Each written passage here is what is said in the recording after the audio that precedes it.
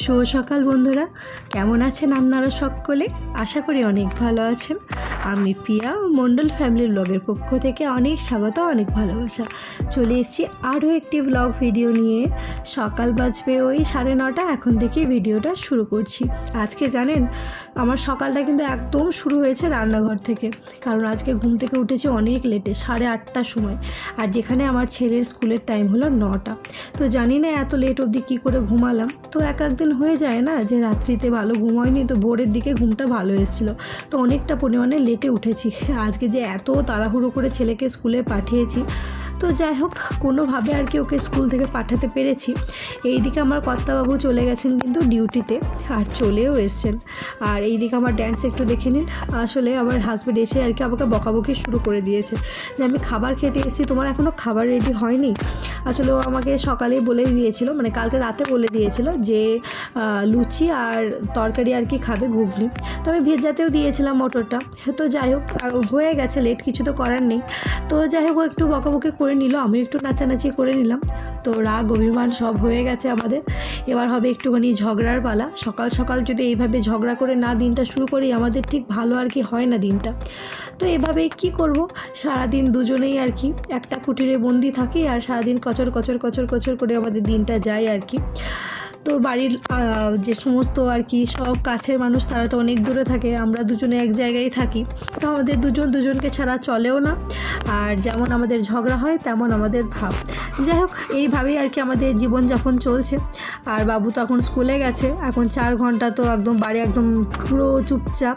যখন ছেলেটা থাকে তখন মনে হয় যে বাড়িটা একদম পুরো মানে কি সব সময় ঠং ঠুং করে আওয়াজ হতেই থাকে। আর যখন ছেলেটা থাকে না, তো বাড়ি একদম চুপচাপ। এটাকে মানে খুব খারাপ লাগে, মনে হয় কেউ নেই বাড়িতে, কেউ নেই, মানে প্রাণই নেই বাড়িতে আর কি। তো যাই হোক ঘুগনির জন্য আর কি আলুগুলো একটুখানি কেটে নিচ্ছি, কারণ ঘুগনিতে ঠিক আলু একটু না দিলে ঠিক ভালো আর কি লাগে না আমার। আর তার সাথে তো আজকে লুচি হবে, আটা লুচি হবে, আমরা ময়দা সচরাচর খাই না। আর এই দিকে আমি তো বকবক শুরু করেছি, মানে বকবক করতে লাগলে আমি আর বকবক করা বন্ধ করি না আর কি। আর নিজের দোষটা তো নিলে হবে না, তাহলে সারাটা দিন বকা খাবো।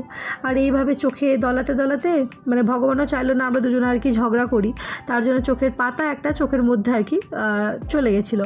তো যাই হোক ভগবান ভাবলো যে না, সকাল সকাল এত আর কি ঝগড়া করিয়ে লাভ নেই, একটুখানি ভাবটাও করিয়ে দিই, নাহলে সারাটা দিনই আর কি এদের খারাপ যাবে। তার জন্য বললাম যে চোখের পাতাটা একটু বার করে দেবে। তো এমনভাবে বার করে দিল, মানে পুরো আঙুলটাকে আর কি আমার চোখের মধ্যে আর কি ঘুষিয়ে দিয়েছে। কিন্তু মাঝে মাঝে ঝগড়া করাটাও ভালো, জানেন তো, নাহলে বরের হাতে রান্না খাওয়া যাবে না। আর ঝগড়ার জন্য আজকে আমার হাজব্যান্ড বললো চলো আমি আজকে ব্রেকফাস্টে বানাই। তো যেহেতু আজকে আমার প্রচণ্ড পরিমাণে লেটই হয়ে গেছে ঘুম থেকে উঠতে, কিছু তো করার নেই। তার জন্য দেখো আমার হাজব্যান্ড কিন্তু চলে এসেছে আজকে আমাকে সাহায্য করতে। সকালবেলায় কিন্তু আজকে আমি আমার হাজব্যান্ডের হাতের খাবার খেতে পাবো। এইদিকে আমি লুচির ডোটা মাখাচ্ছি, আর ওইদিকে আমার হাজব্যান্ড পেঁয়াজ টিয়াজ কেটে নিচ্ছে, কারণ ওইদিকে বলছে এইদিকে আমি মশলাটা করতে দিই, ওইদিকে তা করতে করতে মটরটা সিদ্ধ হোক। তো মটরটা খুব একটা টাইম লাগবে না সিদ্ধ হতে, এই মটরটা খুব ভালো, 2টো সিটি বললেই মোটামুটি সিদ্ধ ভালোভাবে হয়ে যায়।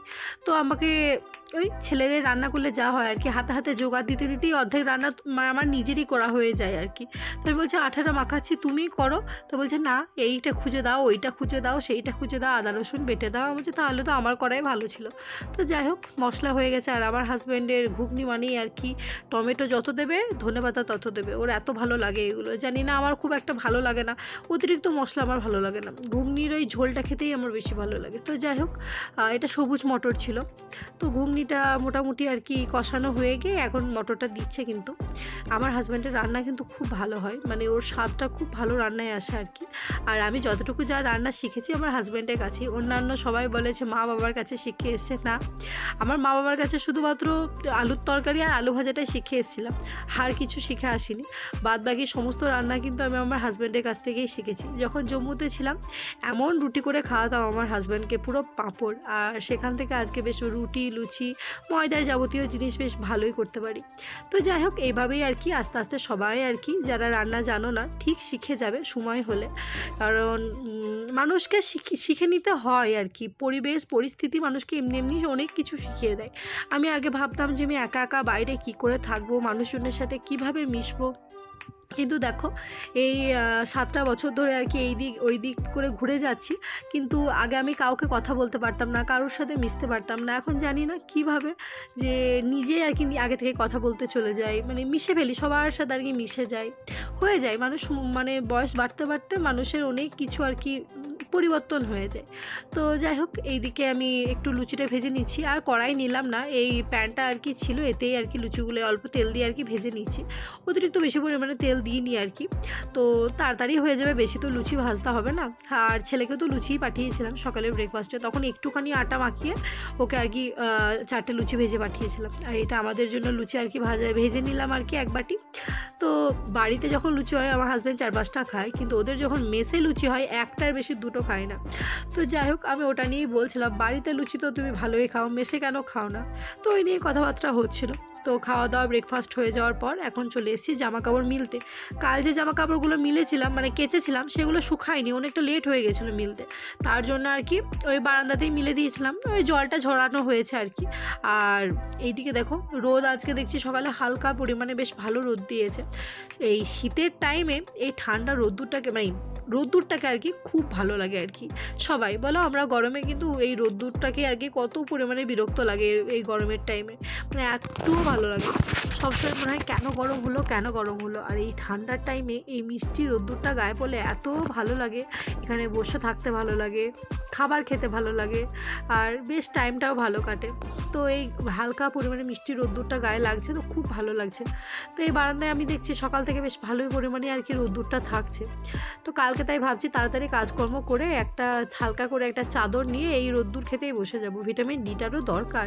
সারাদিন এই ঘরের ভেতরে বসে থেকে রোদ্দুর তো পাই না, আর তার জন্যই পুরো আর কি পিঠে ব্যথা, পায়ে ব্যথা, মাজায় ব্যথা হতেই থাকে। তো যাই হোক, জামা কাপড়গুলো মেলে দিই। আজকে শুধুমাত্র এইটুকু জামা কাপড় নয়, কিন্তু এখনও প্রচুর জামা কাপড় বাকি আছে। সেই জামা কাপড়গুলোও কিন্তু আমাকে সব মিলতে হবে, মানে কাছাকাছি এখনও হয়নি, এখনও তো ঘর ঝাড় দেওয়াই হয়নি, শুধু খাবারটা খেয়ে এই জামা কাপড়গুলো মেলেছি। বলছি না আজকে প্রচুর পরিমাণে লেটে ঘুম থেকে উঠেছি। তো বন্ধুরা জানোই, লেটে ঘুম থেকে ওঠা মানে সমস্ত কাজকর্ম লেট। তখন মনে হয় যে কেন লেট করে উঠলাম। এইদিকে বিছানার অবস্থা দেখো, বিছানার অবস্থা দেখে আমার মাথা ঘুরছে। তো তাড়াতাড়ি করে বিছানাটাকেও আর কি পরিষ্কার করে নিচ্ছে। আজকে আর চাদর চেঞ্জ করবো না, চাদর চেঞ্জ করতে গেলে আবার কতক্ষণ লাগবে কাচাকুচি করতে। এখনও দুপুরকার রান্না বান্না বাকি আছে, ছেলেকে স্কুল থেকে আনতে বাকি আছে, পুজো বাকি আছে, সব কিছুই বাকি। তো চেষ্টা করছি যে বিছানাটা তাড়াতাড়ি করে গোছ করে নিই। এখনও ঝাড়ু দিতে হবে, পোছা লাগাতে হবে, প্রচুর কাজ বাকি। সকালে তো জানোই মেয়েদের কতটা পরিমাণে আর কি কাজকর্ম থাকে আর কি। আর আমার বাচ্চাটারও আর কি ভালো পরিমাণে ঠান্ডা লাগিয়ে ফেলেছে। শুধু বাচ্চাই বা বলছি কেন, আমারও বেশ ভালোই ঠান্ডা লেগেছে। আমার এখন দেখছি ঠান্ডা লাগলেই গলায় অ্যাটাক হয় আগে, মানে গলাটা এত পরিমাণে ধরে যায়, গলা ব্যথা করে। আগে এইরকম ছিল না, কিন্তু দেখছি যে মণিপুর থাকতেই আর কি আমার এই সমস্যাটা খুব দেখা দিচ্ছে, মানে ঠান্ডা লাগলেই শুধু গলা ব্যথা। তো যাই হোক, খুব একটা তো ঠান্ডা জল আমরা খাইও না, গরম জল করে খাওয়ার চেষ্টা করি। ছেলেটাকেও আর কি গরম জলই পাঠিয়েছি স্কুলে। তো ওই ওয়েদার চেঞ্জ হচ্ছে, আর 5 জন মানে আমার ছেলের কি হয় না, কারো যদি ঠান্ডা লাগে তার সাথে মেশে না পট করে একদম অ্যাটাকটা ওর হয়ে যায়, ইমিউনিটি পাওয়ারটা একটু কম। তো চেষ্টা করি যাতে ভালোভাবে সাবধানে রাখা যায়, ওই তাও কিছুই আর কি ঠিক হয় না। তো ডাক্তার বলেছে যতদিন না 10 বছর বয়স হবে ততদিন এই ঠান্ডাটা আর কি ঠিক হবে না ওর, যেহেতু ইমিউনিটিটা ওর একটু কম। তো যাই হোক, এই এবার ঝাড়ু দেওয়া শুরু করে দিয়েছি, ঘর দোর পরিষ্কার করা শুরু করে দিয়েছি। এইগুলো করার পর তারপরে রান্নার আর কি ব্যবস্থা করতে হবে, কারণ রান্নার ব্যবস্থা না করলে আমি স্নান করতে পারবো না। অনেকে আছে যে স্নান করে তারপর রান্নাবান্না সারে, আমার আবার স্নান করে রান্নাবান্না সারলে না তারপরে আর মানে একদম ভালো লাগে না, কাজের কোনো এনার্জিই পাই না, মনে হয় কতক্ষণে আর কি আমি আবার স্নান করবো। তো 2বার স্নান করলে বেশি ঠান্ডা লেগে যায়, তার জন্যই আর কি একবার স্নান করা। তার জন্য রান্নাবান্না করে নিয়ে তারপরে স্নানটা করি। এদিকে বিছানাটা তো মোটামুটি গোছ করা হয়ে গেছে, ঘরে ঝাড়ু দেওয়া, পোছা লাগানো সমস্ত দিকে হয়ে গেছে। আমাদের কিন্তু রুমের ভেতরেই টিভি রেখেছি, আমরা অন্য একটা রুম আছে আমাদের এখানে মানে কোয়ার্টারে, কিন্তু ওই রুমে টিভি রাখিনি, কারণ আমার ছেলে কখনো ওই রুমে যায় না। সারাক্ষণ আর কি নিজের রুমেই বসে থাকে। এইদিকে দেখো চারিদিকটা মোটামুটি পরিষ্কার করে নিয়েছি আর কি। এই রুমটা এরকম করেই থাকে, কেউ তো থাকে না, দুই দিকে দুই সাইডে আর কি দুটো বেড রাখা থাকে, একটা চাদর বেছানো থাকে, কেউ এলে এই রুমটাতেই বসে আর কি।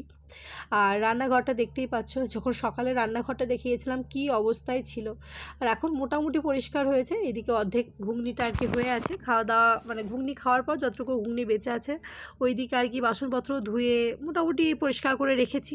এবার দুপুরকার রান্না বান্নার ব্যবস্থা করতে হবে। আর জামা কাপড় সমস্ত মেলা হয়ে গেছে আর কি, আজকেরও কাছাকাছি করে দিয়েছি, কালকে যেগুলো ছিল সেগুলো কিন্তু কেচে একদম মেলে দিয়েছি। আর আমার হরি গাছটা দেখো কি সুন্দর হয়েছে। আগে তোমাদেরকে দেখিয়েছিলাম যে একদম পুরো শুকিয়ে গেছিলো, যেহেতু আমরা বাড়িতে ছিলাম না 20-25 দিন, তো পুরো শুকিয়ে গিয়েছিলো। আবার নতুন করে আর কি মঞ্জুরি ফেলেছিলাম, তো চারা বেরিয়ে গেছে, তো এখন বেশ ভালো লাগছে। এই দিকে চলে এসেছি দুপুরের রান্নাবান্নার ব্যবস্থা করতে। শুধু তো কাজকর্ম করলে হবে না বন্ধুরা, দুপুরেও আবার রান্নাবান্না সমস্ত কিছুই আছে আর কি।